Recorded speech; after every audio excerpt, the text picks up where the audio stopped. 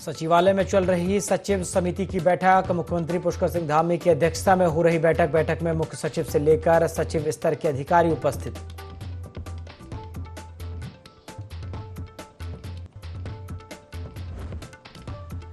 गैरसैंण में 21 अगस्त से प्रस्तावित मानसून सत्र की तैयारी को लेकर विधानसभा अध्यक्ष ने की बैठक। अधिकारियों को दिए व्यवस्था बनाने के निर्देश।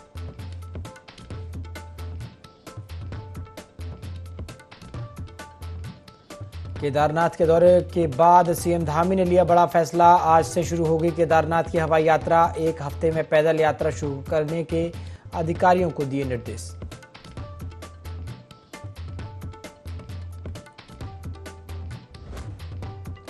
उत्तराखंड में आज फिर भारी बारिश का अलर्ट। बागेश्वर जिले में भारी बारिश का ऑरेंज अलर्ट जारी, जबकि देहरादून समेत पिथौरागढ़, नैनीताल और चंपावत में भारी बारिश का येलो अलर्ट।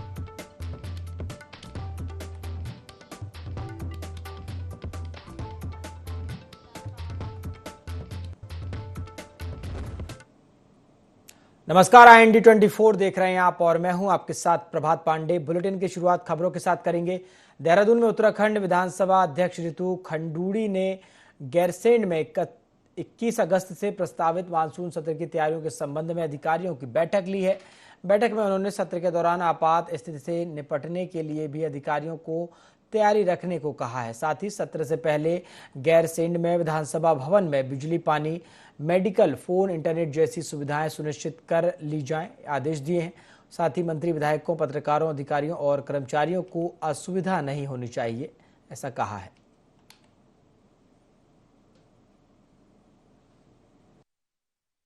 सत्र को लेके पूरी तरह से तैयारी है हमारी, लेकिन मैंने आज अपने अफसरों के साथ जो विधानसभा सचिवालय है उनके साथ एक बैठक की है, ताकि जो भी हमारे जो सत्र है वो सही तरीके से चले, किसी को किसी तरह की समस्या ना हो और जनता के जो भी प्रश्न होते हैं, जो भी मुद्दे होते हैं, वो हमारे सदन में उठ सके और उनके जवाब मिल सकें। इस तरह से प्रयास रहेगा कि सभी को ठीक से सुविधा मिले और सत्र ठीक से। नगर निगम देहरादून के अंतर्गत 54 वार्डों का परिसीमन मानकों के अनुरूप नहीं हुआ है। वहीं विपक्ष इसको लेकर लगातार सरकार पर निकाय चुनाव में देरी करने का आरोप लगा रहा है। वहीं भाजपा प्रदेश प्रवक्ता कमलेश रमन का कहना है कि जल्द ही वार्डों के परिसीमन को लेकर रिपोर्ट तैयार की जाएगी और सरकार निकाय को लेकर तैयारी कर रही है। बता दें कि भाजपा प्रदेश प्रवक्ता कमलेश रमन ने आगे कहा कि जल्द ही वार्डों में आरक्षण की स्थिति स्पष्ट हो जाएगी। साथ ही सरकार और संगठन दोनों ही निकाय के लिए तैयार हैं।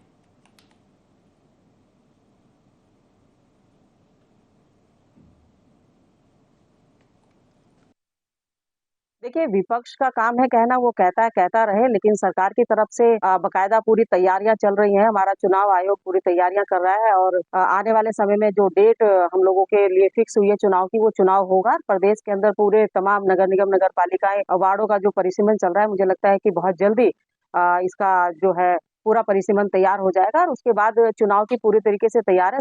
संगठन भी पूरी तरीके से तैयार है। तमाम क्षेत्रों में आरक्षण की जो स्थिति है वो बहुत जल्दी स्पष्ट होने वाली है, चाहे हमारे नगर निगम हो, नगर पालिकाएं हो, वार्ड हो, तमाम पूरे प्रदेश के अंदर जो चुनाव चलने की जो बयार है वो बहुत जल्दी। लक्सर तहसील के क्षेत्रीय अधिवक्ताओं और शिकायतकर्ताओं द्वारा लगाए गए आरोपों के मुताबिक बीते दिनों से ही एक खानापूर्ति का मंच बनकर रह गया है। जिस प्रकार तहसील दिवस का आयोजन किया जाता है तो उसके नज़ारे भी कुछ यही परिस्थितियां बयां कर रहे हैं। बताते चलें कि पूर्व की तर्ज पर लक्सर तहसील सभागार में नायब तहसीलदार के नेतृत्व में तहसील दिवस कार्यक्रम का आयोजन तो किया गया, लेकिन मौके पर कई विभागीय अधिकारी अथवा प्रभारी भी गायब मिले। हालांकि नायब तहसीलदार मधुकर जैन के मुताबिक मौके पर अनुपस्थित अधिकारियों से स्पष्टीकरण तलब किया जाएगा। वहीं दूसरी तरफ तहसील दिवस कार्यक्रम के दौरान सुनवाई के लिए पहुंचे विभिन्न विभाग के अधिकारियों की नामजद संख्या 30 थी, जबकि उनके सामने दोपहर 1 बजे तक शिकायतकर्ताओं द्वारा की गई फरियादियों की संख्या 18 तक ही सीमित रही, जो पहले की अपेक्षा बेहद कम संख्या है। जो अनुपस्थित रहे हैं अधिकारी, उनका स्पष्टीकरण कॉल किया जा रहा है और आज कुल मिलाकर तहसील दिवस में 18 एप्लीकेशन आई है। ब्लॉक की 1 है और नगर पालिका की 1 है, पीडब्ल्यूडी की 2 है, पेयजल 1, चकबंदी 1, पुलिस विभाग 1, बाकी सब राजस्व विभाग की हैं। प्रकरण कोई ऐसा नहीं था जिसमें तुरंत एक्शन लिया जाता है। जांच वाले प्रकरण सारे जांच करने के लिए संबंधित को निर्देशित कर दिया गया है। जिलाधिकारी डॉक्टर सोनिका सिंह ने नगरपालिका में विभिन्न विभागों की बैठक में अधिकारियों से शहर में हो रहे विकास कार्यों की जानकारी ली। इस दौरान जिलाधिकारी ने बरसात के दौरान हुए मार्गों के नुकसान का भी जायजा लिया और अधिकारियों को जल्द कार्य पूर्ण करने के निर्देश दिए। वहीं मसूरी देहरादून मार्ग पर गलोगी धार में हो रहे भूधसाव का भी निरीक्षण किया। उन्होंने लोक निर्माण विभाग के अधिकारियों को कार्य में गति लाने के निर्देश दिए। नगरपालिका द्वारा संचालित MRF सेंटर और बायोमेथिन प्लांट में किए जा रहे कार्यों को लेकर नगरपालिका के अधिकारियों और उप जिला अधिकारी के कार्य की प्रशंसा भी की। तो यहाँ पे जो थोड़ा नुकसान हुआ है बरसात की वजह से, चाहे मॉल रोड हो गया या हमारे निगम के पालिका के ऑफिस के साइड में जो पुश्ता डहा है वो हो गया, गुलोगी का एरिया हो गया, वो सब इंस्पेक्ट किया गया और जल्द से जल्द यहाँ कार्य पूर्ण करने के इंस्ट्रक्शन दिए गए हैं जो कंसर्न लाइन डिपार्टमेंट है उनको।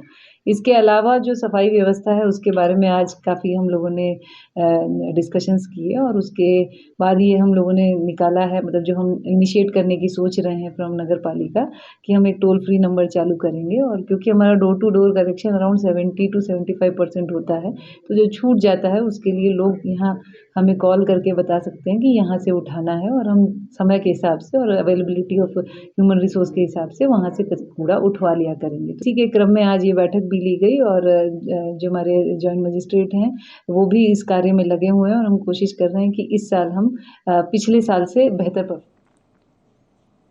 प्रदेश में अफसरशाही को लेकर पक्ष विपक्ष हमेशा से ही आमने सामने रहे हैं। वहीं भाजपा प्रदेश प्रवक्ता सुनीता विद्यार्थी का कहना है कि मुख्यमंत्री पुष्कर सिंह धामी के नेतृत्व में अधिकारी बेहतर काम कर रहे हैं। उनका कहना है कि अधिकारियों की समझदारी और उनकी सूझबूझ का परिणाम राज्य को भरपूर मिल रहा है।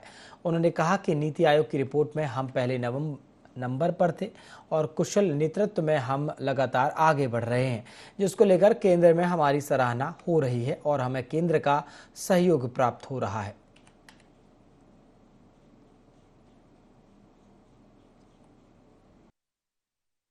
डेफिनेटली माननीय मुख्यमंत्री जी का जो कैबिनेट है और जो पूरा उनका मंत्रिमंडल और जो अधिकारी लोग, मैं स्पेशली कहूँगी क्योंकि देखिए ब्यूरोक्रेसी का बहुत बड़ा रोल होता है किसी भी क्षेत्र को डेवलप करने का। तो हमारे जो अधिकारी हैं वो बहुत ही काबिल हैं। आप देख रहे हैं कि वो चप्पे चप्पे पर 24 आवर्स उपलब्ध हैं।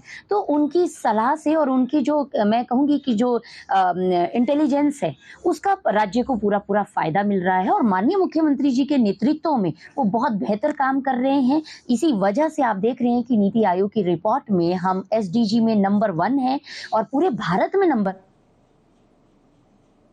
डोईवाला के केशवपुरी राजीव नगर बस्ती क्षेत्र में देर शाम बारिश के कारण स्ट्रीट लाइट के खंभे में करंट आ गया, जिस वजह से करंट की चपेट में आने से गाय की मौत हो गई। स्थानीय ग्रामीणों ने बताया कि पिछले एक हफ्ते से इस पोल में करंट आ रहा था। नगर पालिका प्रशासन व विभाग को कई बार अवगत कराया गया, लेकिन प्रशासन ने कोई सुध नहीं ली।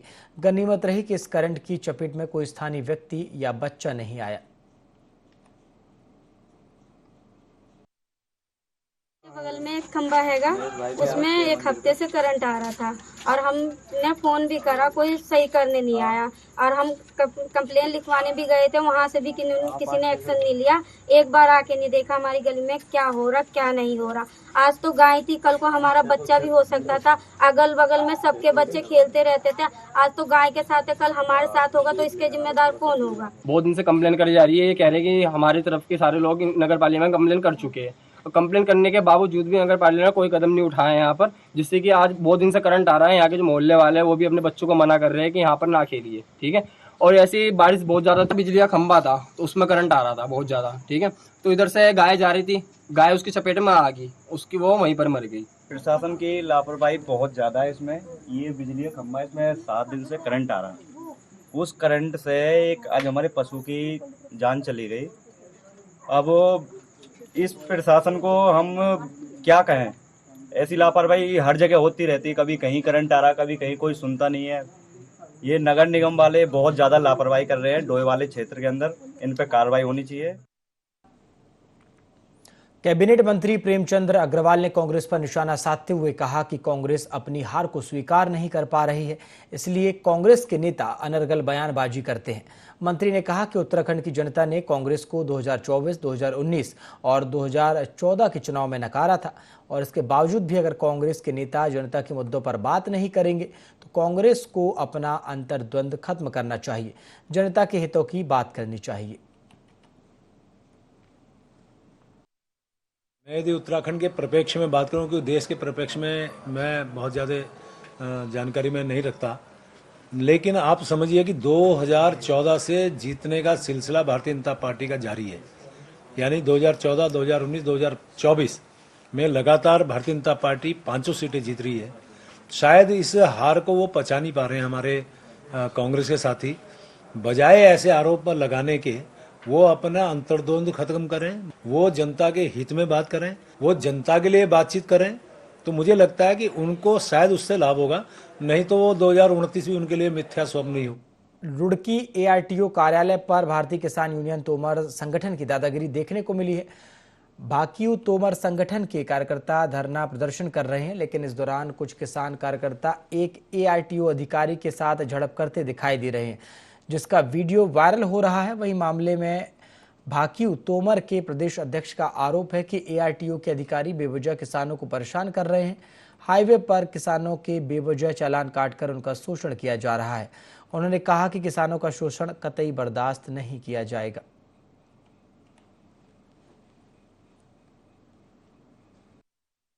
भारतीय किसान यूनियन तोमर ने हमें अपनी कुछ 8 बिंदुओं का ज्ञापन दिया है। उस पे जो भी कार्रवाई होगी, जो भी उसके अंदर एक्शन लिया जाना होगा वो लिया जाएगा, और जो भी प्रॉब्लम्स उनको फेस करनी पड़ रही है उसका अगर हमारे उसमें बनता है कि यहाँ से कुछ किया गया है उनके खिलाफ, तो उस पर एक्शन लिया जाएगा। अवैध चालान, कोई भी चालान अवैध चालान नहीं होता। अगर उस गाड़ी में कुछ प्रॉब्लम है, उसके पेपर पूरे नहीं है या ओवरलोड है, उसी ऑफेंस में चालान होता है। चालान ऑनलाइन होता है, उसके अंदर सारे ऑप्शंस होते हैं, तो अवैध चालान नहीं होता। लेकिन अगर किसी गाड़ी में कुछ प्रॉब्लम है तो चालान होगा। जो उनका धरना प्रदर्शन था वो शांतिपूर्वक नहीं था। उनके द्वारा हमारे अधिकारी के साथ थोड़ा मिसबिहेव भी किया गया और हमने इसके खिलाफ उनको बोला भी है। अभी जिन अधिकारी के साथ हुआ है उनसे बात की जाएगी और जो भी एक्शन लेना। दिल्ली के कोचिंग सेंटर में छात्राओं की मौत के बाद अग्निशमन अधिकारी शहर के कोचिंग सेंटर्स का सर्वे कर रहे हैं। जिला अग्निशमन अधिकारी सुरेश चंद्र रवि ने सहस्त्रधारा रोड पर 2 कोचिंग सेंटरों का निरीक्षण किया। इसमें एक कोचिंग सेंटर में बेसमेंट और अग्निशमन यंत्र पर्याप्त मात्रा में पाए गए, जबकि दूसरे में बेसमेंट में होटल और ऊपर कोचिंग सेंटर चलने की बात सामने आई। बताया जाता है कि होटल संचालक ने आपातकालीन स्थिति में बाहर निकलने वाला रास्ता बंद कर दिया है। कोचिंग सेंटर की ओर से इसकी शिकायत एसएसपी से की गई है। जिला अग्निशमन अधिकारी ने बताया कि होटल संचालक को रास्ता खोलने को कहा गया है। सर्वे के दौरान होटल बंद था, ऐसे में पूरा निरीक्षण नहीं किया जा सका।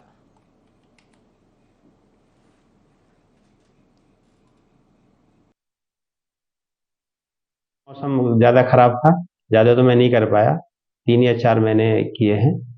बाकी आज मेरा प्लान है कि मैं मैक्सिमम कोचिंग सेंटर में जाऊं और उनको सलाह दूं कैसे बचाव करना है किसी अग्नि दुर्घटना से या पानी भरने से या भूकंप आने से। जितनी भी आपदाएं हैं, अगर कहीं बिल्डिंग में हमारी कोचिंग सेंटर चल रहे हैं और बिल्डिंग हमारी बहुत कमज़ोर है तो भूकंप में बिल्डिंग भी गिर सकती है। फायर डिपार्टमेंट जो है खाली आग ही नहीं देखता, जितने भी डिजास्टर हैं सब पे कार्रवाई करता है और उसमें बढ़ चढ़ के भाग लेता है। देख रहे थे कि अभी एक कोचिंग सेंटर में हमारे डिपार्टमेंट से अभी एनओसी भी नहीं है और उसमें अग्निशमन उपकरण नहीं है, उनको हमारी तरफ से नोटिस जारी किया जाएगा और जो बाकी हमारी जो टीम होगी, टीम का जो एक्शन होगा उसके अनुसार ही कार्रवाई। केदारनाथ में चल रहे रेस्क्यू ऑपरेशन भले ही अब खत्म हो गया हो, लेकिन इस मुद्दे पर राज्य में सियासत थमने का नाम नहीं ले रही। दरअसल कांग्रेस का आरोप है कि समय रहते यदि राज्य सरकार ने कोई उचित इंतजाम किए होते तो नुकसान कम होता। वहीं भाजपा ने कांग्रेस की सलाह को लेने से इनकार कर दिया। भाजपा प्रदेश प्रवक्ता सुनीता विद्यार्थी का कहना है कि जब 2013 में केदारनाथ त्रासदी आई तो क्या कांग्रेस ने इस सलाह पर कार्य किया था?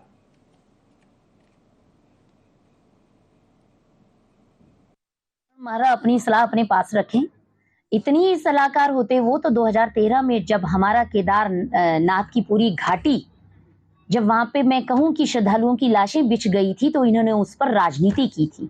इनको उस वक्त कैंप कार्यालय नहीं, उस वक्त उनको वहीं पे रहना चाहिए था और सबकी मदद करनी चाहिए थी। पर लेकिन ये बहुत ही, मैंने कहा कि ये आपदा में अवसर खोजने वाले लोग हैं और इनका पर्दाफाश हो चुका है, तो हमें सलाह ना दे। मुख्यमंत्री पुष्कर सिंह धामी ने राजभवन में देहरादून में राज्यपाल retired lieutenant general Gurmeet Singh से मुलाकात कर समसामयिक विषयों पर चर्चा की। इस दौरान राज्यपाल को मुख्यमंत्री ने केदारनाथ पैदल मार्ग के क्षतिग्रस्त होने के बाद प्रशासन की ओर से किए जा रहे राहत एवं बचाव कार्यों की प्रगति के बारे में जानकारी दी। इस अवसर पर राज्यपाल को मुख्यमंत्री ने हाल ही में संपन्न हुई कांवड़ यात्रा और प्रदेश में मानसून की स्थिति से भी अवगत कराया। इस अवसर पर राज्यपाल ने केदारनाथ में चल रहे राहत एवं बचाव कार्यों के लिए खुद मौके पर पहुंचकर नेतृत्व करने के लिए मुख्यमंत्री की प्रशंसा की।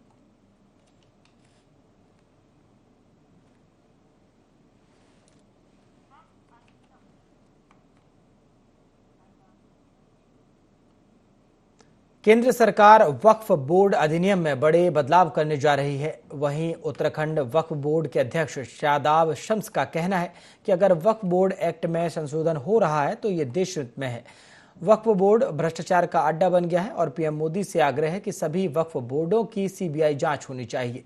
उनका कहना है कि अगर वक्फ बोर्ड की सीबीआई जांच होगी तो हिंदुस्तान का सबसे बड़ा भ्रष्टाचार वक्फ बोर्ड में निकल कर आएगा। सेटिंग गेटिंग से वक्फ बोर्ड की जमीनों पर सेंधमारी होती है। वक्फ बोर्ड एक्ट में संशोधन बहुत आवश्यक है। यशस्वी प्रधानमंत्री माननीय मोदी जी को और केंद्रीय अल्पसंख्यक कल्याण मंत्री जी को बधाई देता हूं कि वो वक्फ के अंदर एक संशोधन विधेयक टेबल करने जा रहे हैं लोकसभा के अंदर। आज इसकी आवश्यकता भी थी। ईमानदारी ये है कि कई बार ज्यादा ताकत भी नुकसान दे जाती है, उसके साइड इफेक्ट्स आते हैं और लगातार देश की आजादी से पहले, चाहे 1913 में रहा हो, 1923 में रहा हो, 1954 में रहा हो, लगातार वक्त में संशोधन होते रहे। अगर आज संशोधन हो रहा है तो मुझे नहीं लगता कि कोई इसमें विपक्ष को बहुत ज्यादा तकलीफ होनी चाहिए। मैं लगातार देख रहा हूं विपक्ष के नेताओं ने हाहाकार मचाया हुआ है। ओवैसी साहब हो या मुस्लिम पर्सनल लॉ बोर्ड हो या मुस्लिम नेता हो, धर्मगुरु, सब उतरे हुए हैं कि इतना अच्छा जो ये लॉ है, वक्फ एक्ट है, इसके साथ छेड़छाड़ क्यों की जा रही। मेरा एक सवाल है, अगर ये वक्फ एक्ट इतना अच्छा है तो वक्फ एक्ट तो गरीबों के लिए था। वक्फ तो गरीबों के लिए होता है, जो यतीम होते हैं, जो बेसहारा होते हैं।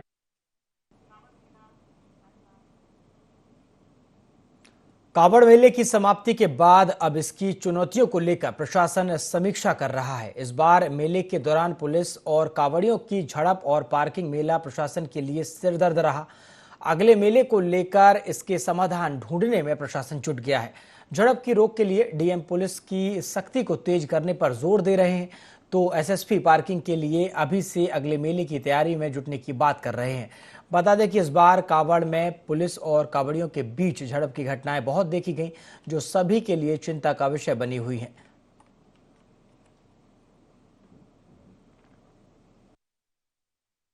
इस बार का जो अनुभव है हमारा और लास्ट ईयर का जो अनुभव रहा है, उन दोनों चीज़ों को देखते हुए मैंने ये कहा कि जितने भी हमारे लाइन डिपार्टमेंट्स हैं और जितने भी स्टेक होल्डर्स हैं, हमारे व्यापारी वर्ग हैं, होटल एसोसिएशन वाले हैं, धर्मशाला एसोसिएशन वाले हैं और जितने भी हमारे लाइन डिपार्टमेंट्स हैं, उन लोगों से एक सजेशंस हम लोग इनवाइट कर रहे हैं कि आने वाले समय में कि इस कांवड़ यात्रा को कितना भव्य और कितना सरल हम लोगों के ट्रैफिक के पॉइंट ऑफ व्यू से हम बना सकते हैं। और इसमें जैसा अनुभव हम बता रहे हैं कि पिछली बार का जो अनुभव रहा है, पिछली बार काफ़ी ट्रैफिक जैम की स्थिति थी शहर में भी और हाईवे में भी, लेकिन इस बार जो प्लानिंग की गई तो उसके बड़े अच्छे परिणाम आए। तो चाहे यात्री हो, यहाँ के लोकल्स हो या हाईवे में चलने वाले लोग हों, तो उनको कोई दिक्कत नहीं है। तो कुल मिला के ये मान कर चलिए कि जितने भी हमारे पार्किंग स्थल है, खासकर जो बैरागी कैंप और दक्ष वाला, तो उसको मैक्सिमम यूटिलाइज किया गया है इस बार। और जितने भी कांवड़ यात्री हमारे आए, जो डाक कांवड़ हमारी आई है, और उन लोगों को दक्ष और बैरागी कैंप में ही रखा गया है और शहर की तरफ आने नहीं दिया गया है। 22 तारीख से हमारा कांवड़ मेले का विधिवत शुभारंभ हुआ था और 2 तारीख को जल चढ़ने तक करीब 4.25 करोड़ से ऊपर कांवड़ यात्री यहाँ से जल लेके गए थे। और मैं कहूँगा कि ट्रैफिक के लिहाज से और जो हमारा भीड़ प्रबंधन के लिहाज से, ट्रैफिक प्रबंधन के हिसाब से ये कांवड़ हमारा सक्सेसफुल रहा है, जिसमें कोई जाम की समस्या से और दूसरा जो यहाँ के जो लोकल पब्लिक है उनको भी हम लोगों ने इस पूरे जो कांवड़ के जो ट्रैफिक है उसके जो एग्जिट से हम लोगों ने इनको बिल्कुल पृथक रखा था।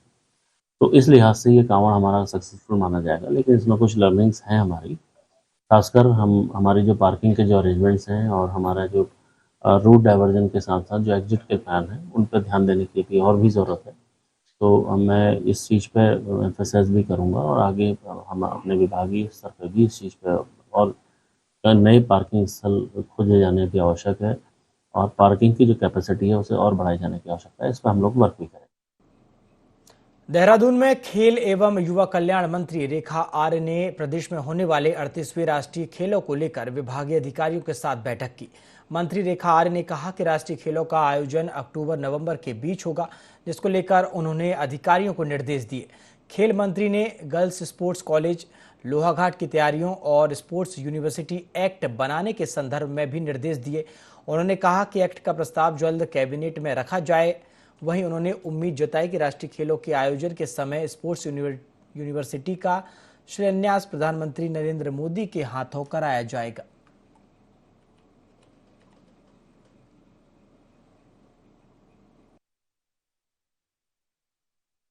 30 अगस्त को हमारे राष्ट्रीय खेल दिवस है, उसकी तैयारियों के संदर्भ में भी विभाग को निर्देश दिए हैं। इसके अतिरिक्त हमारा गर्ल्स स्पोर्ट्स कॉलेज जो लोहाघाट में बनना है उसकी तैयारियों के परिप्रेक्ष्य में भी समीक्षा की गई है। इसके अतिरिक्त हमारा स्पोर्ट्स यूनिवर्सिटी एक्ट बनना है, उसको हमने जैसे माननीय मुख्यमंत्री जी का निर्देश था कि पहले ही कैबिनेट में आ जाए और विधानसभा सत्र में ये टेबल हो जाए, इसके निर्देश थे। तो उसमें आखिरकार कितनी प्रगति हुई है, इन सब की समीक्षा की गई है और साथ साथ में यह साफ निर्देशित विभाग को किया है कि इस कैबिनेट में किसी भी प्रकार से हमारा स्पोर्ट्स यूनिवर्सिटी एक्ट जो है वह आ जाना चाहिए। उसके साथ साथ में जैसे ही कैबिनेट से पारित होता है तो विधानसभा सत्र में ये टेबल हो जाना चाहिए। तो ये साफ निर्देश दे दिया है कि किसी भी प्रकार से गैरसैंण के सत्र में स्पोर्ट्स यूनिवर्सिटी एक्ट प्रस्तुत हो जाना चाहिए। बुलेटिन में फिलहाल इतना ही। देश और दुनिया की तमाम खबरों के लिए आप देखते रहिए IND 24। नमस्कार।